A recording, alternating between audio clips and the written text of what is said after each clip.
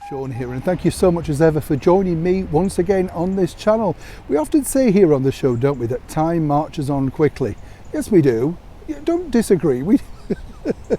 It really does though, doesn't it? I don't know about you, every time I look at something, you always end up with the thing, really? Is it that long ago? It can't be. How long was that? You know, when did that come out? And it's strange, isn't it? Even when you look at books and films and records, in your mind, they're just sort of nanoseconds away. But seemingly, they're quite a way away when you'd actually look at the date and the time. So as ever, thank you so much for joining me on our latest On This Day. Now, one of the stories that may really kind of, I think, you kind of think about it and think, well, that's not that long ago. Today is the birthday of a politician who really was one of the youngest ever British Prime Ministers. And some might say did good and some might say did bad. But that's politics, isn't it, when you think about it? Whichever way you look at it, you're always going to offend someone. But today is the birthday of none other than the Right Honourable David Cameron. Now, David Cameron, of course, was our British Prime Minister from 2010 right through to 2016, and taking over from him was Theresa May.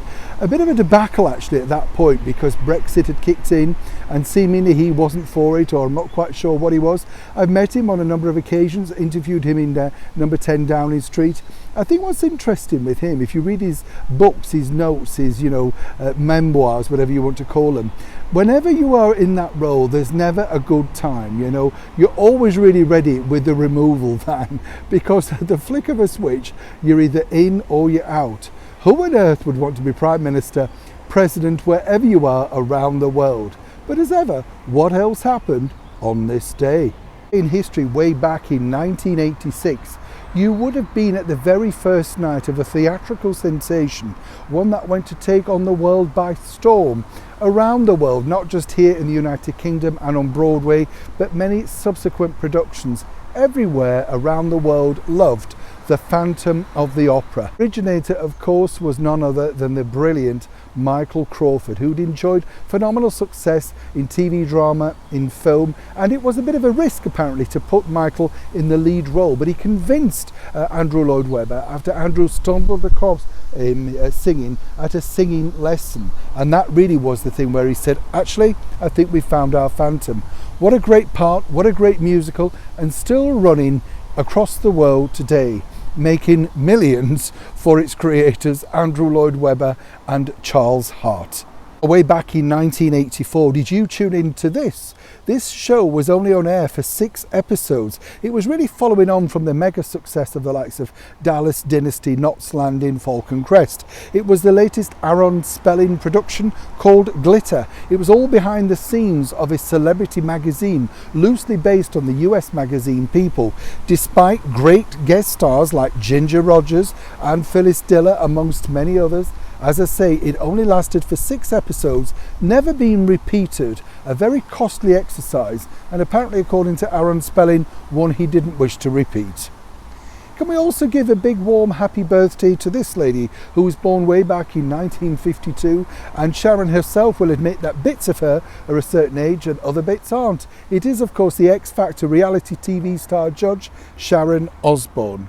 Now, Sharon Osborne, of course, did incredible work on the X Factor, and she comes from a bit of a pedigree. In fact, her father, Don Arden, was a leading impresario who originally was the man that booked and organised the very first British tour of cabaret clubs of the American sex symbol and Hollywood star Jane Mansfield. That is, until they fell out. This day, way back in the early 80s, this was the day that a man called Stuart Goddard, that you know better as Adam Ant, signed on with another pop impresario, Malcolm McLaren. That's right, Malcolm gave, Adam Stewart exactly the tools he needed to turn himself into an international pop icon. Remember, this is all pre-social media. Adam and the Ants had numerous number ones, were a huge success around the world, and go on, admit it. Did you paint the white stripe across your face? Or did you dress up as the Dandy Highwayman, or indeed Prince Charming? One, of course, of the videos that starred Adam also featured the British sex symbol Diana Dawes playing the magical fairy for a really big fee, according to Adam himself, but it was well worth it having her celebrity clout in the video. Thing that you may have forgotten, which I always find very strange, way back in the 60s, people were really, keen to promote anything, and particularly in the name of beauty. Now, were you one of the ladies, or indeed men, that bought Aquanet hairspray? That's right, Aquanet hairspray. You've seen the poster now, it's incredible really. And apparently the man who decided to help promote it was none other than the comedian Jerry Lewis. Now Jerry had a very thick, full set of hair, so I'm not quite sure exactly what he needed Aquanet hairspray for. Either way, he did. Finally, on this day in history, really, if you were a fan of comedy, there was no one bigger way back in the 1950s than the celebrated comedian Tony Hancock.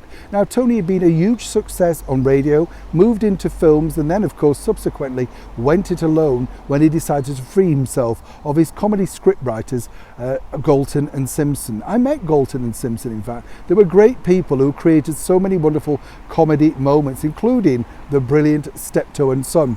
Interesting to note, though, that this lost episode way back from 1955 called The Marriage Bureau has now been found, and look out for it very soon on international radio via the BBC. The reason why it's interesting is the BBC believed that it had been wiped, lost forever, and it's the only episode in the Hancock series which features also another international comedy icon, Peter Sellers.